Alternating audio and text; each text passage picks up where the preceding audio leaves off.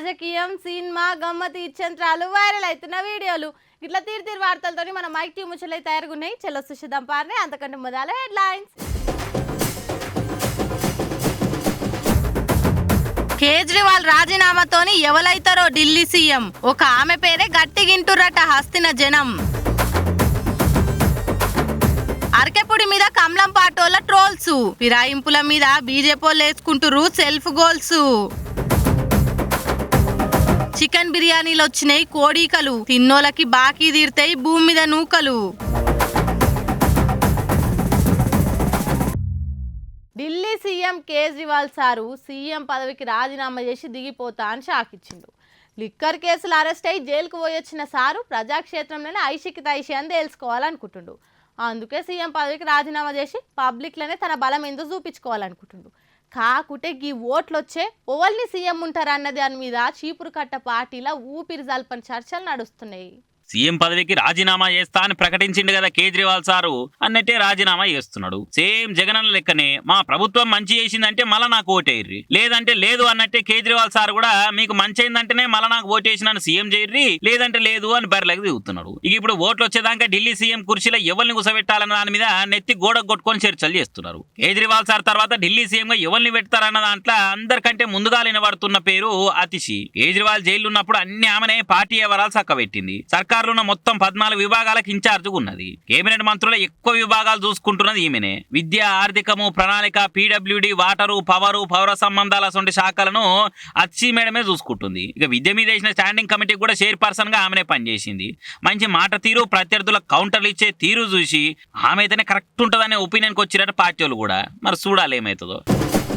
రాష్ట్రంలో తొలిసూరి ఒక ఇచ్చంత్రాల ముచ్చట అవుతుంది. ఒక ఎమ్మెల్యే నాది ఈ పార్టీ అని ఆయన చెప్పుకుంటలేడు. ఈయన మా పార్టీలనే చేరిన మనిషి అని ఆ చేర్పించుకున్న పార్టీలు చెప్పుకుంటలేరు. మరి నీది ఏ పార్టీ అని అడిగితే థర్డ్ పార్టీ అని అంటున్నాడు ఆ ఎమ్మెల్యే. అరకెపూడి గాంధీ అన్న ఏ పార్టీలు ఉన్నాడో చెప్పిన వాళ్ళకు లైఫ్ టైం సెటిల్మెంట్ ఇవ్వచ్చు. కారు గుర్తు మీద గెలిచిన ఎమ్మెల్యేను కారు గుర్తులే ఉన్నా అని కరాఖండగా చెప్పుకోలేని కడుహీన పరిస్థితి వచ్చింది గాంధీ అన్నకు. అటు కాంగ్రెస్ పార్టీల నుండి బాజాప్తా ఎస్ ఆయన మా పార్టీలకు ఫిరాయించిన ఎమ్మెల్యేనే, మా పార్టీ తీర్థం పుచ్చుకున్న మనిషే అని వాళ్ళు చెప్తలేరు. నువ్వే పార్టీలు ఉన్నావో చెప్పాలని బీఆర్ఎస్ వాళ్ళు డిమాండ్ చేస్తున్నారు. కన్ను ఎందుకు కప్పుకుంటలేవు సారు అని అడిగితే కప్పుకోవాలని మన రూల్ ఉందా అని అంటున్నాడు. ఇట్లా టెక్నికల్ గా పార్టీ ఫిరాయించినట్టు చట్టానికి దొరకకుండా దోబూచులాట ఆడుతున్నాడు గాంధీ సారు. ఫిరాయింపు చట్టం కింద వేటు పడకుండా తప్పించుకొని తిరుగుతున్నాడు. అయితే గాంధీ అన్న పరిస్థితి మీద అటు బీజేపీలు కూడా ఎక్కిరే పట్టిరు. అటు ఇటు కాదు ఎటు కాకుండా పోయిన అరకెపూడి గాంధీ రానున్న రోజుల పదవికి రాజీనామా చేయకుండా అనైతికంగా ఫిరాయింపులు చేసే ప్రతి ఒక్కరికి ఇదే పరిస్థితి తథ్యమనకు వచ్చిర్రు. పుణ్యాత్మును పులిహోర ఉందట వారం దాకా వాసన పోలేదట. అగో అట్లనే ఉంది. ఫిరాయింపుల గురించి బీజేపీలే చెప్పాలి. రాత్రికి రాత్రి ప్రభుత్వాలను అడగొట్టి ఎమ్మెల్యేలను ఐతారమంగట్ల పశువులు లెక్క కొని రాజకీయం చేస్తున్న మీరే మందిని ఎక్కియాలి చూడుర్రి అని సురుకులు పెడుతురిగా బీజేపీలో ట్రోలింగ్ చూసిన నెటిజన్లు. ఫుడ్ సేఫ్టీ ఆఫీసర్లు రై మంది తిరుక్కుంటా మంచిగా వంటలు వండని ఓటర్లు తిరుక్కుంటా మూసేస్తూనే ఉన్నారు. అయినా ఈ ఓటలోళ్ళు మారిన పాపాన పోకుండా పైసలు ఇచ్చి మరీ తింటందుకు వచ్చిన కస్టమర్ల పానాలతోని పైలా పచ్చి సాడుతూనే ఉన్నారు. దినం ఎన్నో పోతానా ఏదో హోటల్లో ముచ్చట వస్తూనే ఉన్నది, మనం చూస్తూనే ఉన్నాం. ఇగో ఇవాళ కూడా గిట్లా ఓ కోడికల బిర్యానీ ముచ్చట ఫుడ్ లవర్లకు పీడకల లెక్క అయ్యింది. కడుపు కింద ఆకలైన పాపానికి కమ్మగా తింటందుకు ఓటర్లకు పోయే కంటే బజార్లింత బంకమట్టి బుక్కి నల్ల నీళ్ళు తాగింది నయం ఉన్నది. చిన్న టిఫిన్ సెంటరు, మామూలు హోటలు, పెద్ద రెస్టారెంట్ అన్న తేడా ఏం లేదు. అన్నిటికాడ కథనే ఉంది. గట్టి పిండాలకు కూడా గండమే ఉంది. పేగులు నకనకలాడే వరకల నాలుక లబలబలాడి బిర్రగింత బిర్యానీ తినబుద్ది అక్క వనస్థలిపురం కాడున్న అతిథి హోటల్కు పోయి బిర్యానీ తెమ్మన్నదట. ఆయనతో ఆర్డర్ టేబుల్ మీదకి వచ్చే వరకల ఆకలి ఎగిరిపోయి బీబీ వెరిగిపోయిందట ఈమెకి. లెగ్గు పీసుకు కోడికలు వీకకుండా అట్లనే వండి వడ్డించే వరకల అక్కకి నరాలు కట్ట అయినంత పనైందట. చికెన్ బిర్యానీ ఇది కోడి లెగ్ పీసే అని క్లారిటీ గానొచ్చేందుకు ప్రూఫ్ కోసం ఇట్లనే వడ్డిచ్చిరో ఏందో తెలియదు. మరి కోడికలతోని బిర్యానీ ఏందిరా కాకితో ఒక మొక్క పొల్లారా అని ఈమె కోపంతో హోటల్లో అడిగితే వస్తే వచ్చిందేమో, అయితే ఏం చేసుకుంటో చేసుకోపో, నీయాసొంటోళ్ళని మస్తుగా చూసినాము, మాకు మస్తు మంది పెద్ద పెద్ద వాళ్ళతో దోస్తానుంది అని రుబాబ్గా మాట్లాడిందట ఓనరు. అచ్చా మీరు ఇంతకున్నారా అని ఇదంతా వీడియో చూసి ఫుడ్ సేఫ్టీ ఆఫీసర్లకు కాల్ చేసి కాలే కడుపుతోనే కంప్లైంట్ ఇచ్చింది ఈమె. అంతేనాక వచ్చినాము. సో ఫుడ్లో ఏంటంటే హెయిర్ వచ్చింది. మేము ఏంటి ఇది అని అడుగుతుంటే వాళ్ళు మాకు చాలా రూట్గా సమాధానం ఇస్తున్నారు. మీరు చదువుకున్నారా, మీకు కామన్ సెన్స్ ఉందా, ఎవరు వస్తారో రండి, ఇన్ఫ్లుయెన్స్ ఉంది మాకు, ఇది చాలా పెద్ద హోటల్ అది అని మాట్లాడుతున్నారు. ఫుడ్ తిన్నంత ఇన్ఫ్లుయెన్స్ ఉన్నంత మాత్రమే ఫుడ్ ఎవరైనా ఫుడ్డే తింటారు. ఫుడ్ కాకుండా వేరే ఏం తినరు. ఇక్కడ క్లీనర్ అయినా, వెయిటర్ అయినా, ఓనర్ అయినా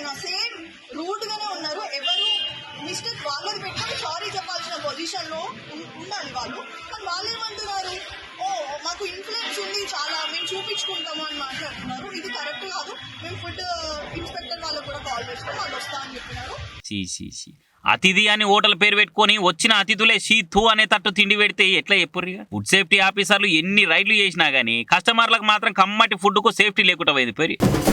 ఇలా బీఆర్ఎస్ అంబేద్కర్ సచివాలయం ముంగట మాజీ ప్రధాని రాజీవ్ సార్ విగ్రహాన్ని ఆవిష్కరిస్తుండ్రు కదా ముఖ్యమంత్రి సారు.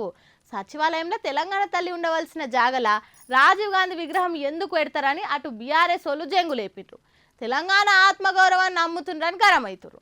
మరి 10 ఏళ్ళు మీరే పవర్లుండి మీరెందుకు పెట్టలేదు తెలంగాణ తల్లి విగ్రహం? ఇప్పుడు మేం సచివాలయం ఎదురుగా తెలంగాణ తల్లి విగ్రహం పెడతామంటే మీరెందుకు భుజాలు దడుముకుంటుర్రని ఉల్టా కాంగ్రెస్ వాళ్ళు కూడా అందుకుంటుర్రు. రాజీవ్ గాంధీ విగ్రహం పంచాది అగ్గిరాజేసింది కదా మళ్ళా. అస్సలకైతే పోయిన నెల 20 తారీఖు నాడు షాల్ చేయాలి గాని సోనియా మేడం రాహుల్ సార్ కు ఇల్లు వాడలేదు. అయితే మొదటి సంధి సచివాలయం ప్రాంగణంలో రాజీవ్ గాంధీ విగ్రహం ఎందుకు, మేము రాగానే పక్కా దీపిస్తామని బీఆర్ఎస్ వాళ్ళు వార్నింగ్లు ఇచ్చిండ్రు. విగ్రహం మీద చేసే ధైర్యం ఎవరుకుంది? ఏసి చూడుర్రి, అటెన్కి ఏమైతుందో తెలుస్తుందని అటు సీఎం సార్ కూడా గట్టిగానే వార్నింగ్ ఇచ్చిండు. మేము తెలంగాణ తల్లి విగ్రహాన్ని పెడదాం అనుకున్న జాగల రాజీవ్ గాంధీ విగ్రహం ఎందుకు పెడుతుండ్రని బీఆర్ఎస్ వాళ్ళు సలసల మసిరిండ్రు. ఇక రేవంత్ సార్ ఉండి 10 ఏళ్ళు మీరే పవర్లున్నారు, అప్పుడు ఎందుకు పెట్టలేదు, ఇప్పుడు అన్ని డ్రామాలు ఎందుకు చేస్తుండ్రని మండిపడ్డాడు. తెలంగాణ తల్లి విగ్రహం ఉండవలసిందే ఆడ కాదు సచివాలయం ఎదురుగానే ఉండాలి అని ఆల్రెడీ జాగ చూసి భూమి పూజ కూడా చేసిండ్రు. డిసెంబర్ 9 నాటికి తెలంగాణ తల్లి విగ్రహం పూర్తయ్యేటట్టు పనులు కూడా శకశక అయిపోతున్నాయి. దేశానికి ప్రధాన మంత్రులుగా చేసిన ఇందిరాగాంధీ, పివి నరసింహారావుల విగ్రహాలు ఒకవైపు వరుసగా ఉన్నాయి. అట్లనే రాజీవ్ గాంధీ విగ్రహాన్ని కూడా అమరవీరుల చిహ్నం ఇటు సచివాలయం నాడు ఇట్లా పెట్టినాం, దాంట్లో తప్పేమున్నదని అనుకొచ్చిండు. బీఆర్ఎస్ వాళ్ళు మాత్రం అస్సలు సహిస్తలేరు. తెలంగాణ ఆత్మగౌరవాన్ని ఢిల్లీలో బొందబెట్టిండ్రు, మేము వచ్చినాక పక్కా తీసేసుడే అని వార్నింగ్లు ఇస్తుండ్రు. మరి ఈ విగ్రహాల పంచాది ఇంకేడదాకా పోతుందో చూడాలి. అన్ని పండుగలు ఒక్కనాడే అవుతాయి. ఆ గణపయ్య పండుగ మాత్రం 11 రోజులు. ఆయనను మండపంలో కూర్చోబెట్టిన రోజు నుంచి ఊర్లున్న పోరలంతా మండపాల కాడనే ఉంటారు. కొందరైతే నిమజ్జనం అయ్యేదాకా ఇస్కూల్కు సక్క ఓరు. పెద్దోళ్ళంతా నిమజ్జనం నాడు తాగి దుంకులాడితే బుడ్డ పోరలను చూడుర్రి ఎక్కిలు బట్టి ఎట్లా ఎడవబట్టిరో. ఓషిని చిన్న చిన్న పోరలు ఎక్కిలు పట్టి ఎడవబట్టిరుగా. ఒక్కరు కాదు ఇద్దరు కాదు చాలా మంది పిల్లగాళ్ళు ఆ బొజ్జ గణపయ్యను దోలేటప్పుడు గిట్లనే ఎక్కిలు పట్టి ఏడుస్తారు. అగో ఎందుకు అంత దుఃఖం అంటారా? మళ్ళా మండపానికి కట్టెలు వాతినప్పటి నుంచి షురు అయితే సంబరం. పండుగ నాడు విగ్రహం పెట్టి దినాం పూజలు అయ్యేటప్పుడు పొద్దుగాల రాత్రి పగిటిలని తేడా లేకుండా ఎప్పుడు చూడ ఆడనే ఆడుకుంటారు, ఆడుతారు పాడుతారు. అబ్బో చిన్న సంబరం కాదు. వాళ్ళ దాంట్లో ఒక మనిషి లెక్క దేవుని తాన కూర్చొని మాట్లాడుకుంటారు మంచిగా. మళ్ళీ 11 రోజులు గింతగానం ప్రేమ పెంచుకొని ఒక్క పారె తీసుకుపోయి షెర్లేస్తారంటే ఎందుకు రా చెప్పు రేడుపు? ఊరలనే కాదు పెద్దోళ్ళు కూడా జర నారాజు అవుతారు. ఆడకట్టోళ్ళంతా పొద్దంతా కూలినాలు చేసుకున్నా సాయంత్రం కాగానే మండపాల కాడ ఒక్కతాన కూర్చొని ముచ్చట్లు పెట్టుకుంటా మంచి షెడ్ అరుచుకుంటారు. ఎంతైనా చవితి పండుగ అంటే అందరికి ఇష్టమైన పండుగ. ఈ పిల్లలకు దేవుని మీద ఉన్న ప్రేమ అలా ఏడుపులనే తెలుస్తుంది. నిమజ్జనాల ముచ్చట్లే సోషల్ మీడియాలో తిరుగుతుండే వరకల్లా ఇప్పుడు ఇట్లా అందరు పోరలు ఏడ్చిన వీడియో ఎడిట్ చేసి పెట్టే వరకల్లా మస్తు వైరల్ అవుతుంది. ఇక చూసిన వాళ్ళంతా ఏడవకుర్రా పిల్లలు, ఈ తాప పోయినా మళ్ళా తాపకొచ్చేస్తాడా బుజ్జి గణపయ్య అనుకుంటూ ఓదారుస్తురు కామెంట్లల్లా. నవరాత్రులు అడిచినాయి, ఇక నిమజ్జనాలకి ఆలైంది. గల్లీల గణపయ్యను పోటీల మీద నిలిపేటోళ్ళు నిమజ్జనాలను సుతా అంతే పోటీతో తీస్తారు. ఒకళ్ళు ట్రాక్టర్లో తీస్తే ఇంకొకళ్ళు బగ్గిల మీద తీస్తారు, ఒకళ్ళు బ్యాండ్ పెడితే ఇంకొకళ్ళు డీజే పెడతారు. పక్క పొంటి గల్లీ తెల్లారి లేస్తే ఒకళ్ళ ముఖాలు ఒకళ్ళు చూసుకునేటోళ్ళు. అయినా కూడా నిమజ్జనాల కాడ పాలోళ్ళు పగోలు పడ్డట్టే పోటీలు పడుతుంటారు. కానీ ఈ ఊరోళ్ళని చూస్తే ఇది కదా దేవుడు కోరుకునేది. అసలు నిమజ్జనం అంటే ఏందో నిరూపించిర్రు.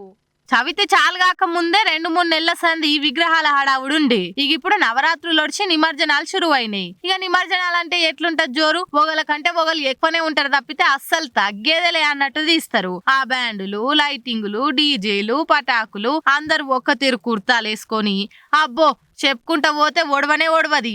అగో ఆ రేంజ్లుంటది ఊపు.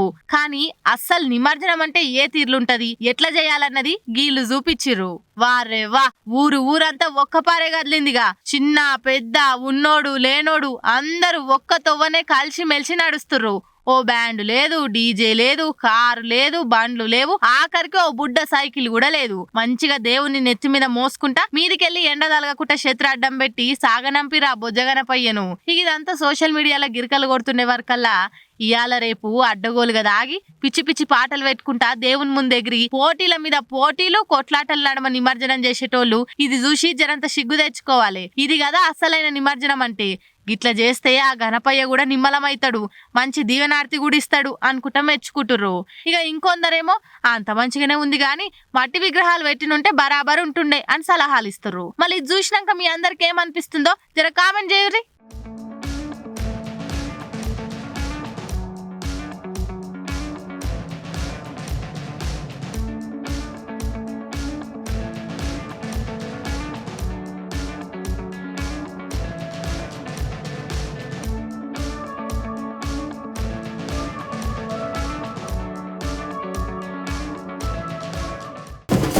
సుశిరానులా నేను పట్టుకొచ్చిన ముచ్చట్లు ఎట్లున్నాయో ఇంకిన్ని ముచ్చట్లతోటి మళ్ళీ కలుద్దాం. అప్పటిదాకా చూస్తూనే ఉండరు మైక్ టీవీ ముచ్చట్లు.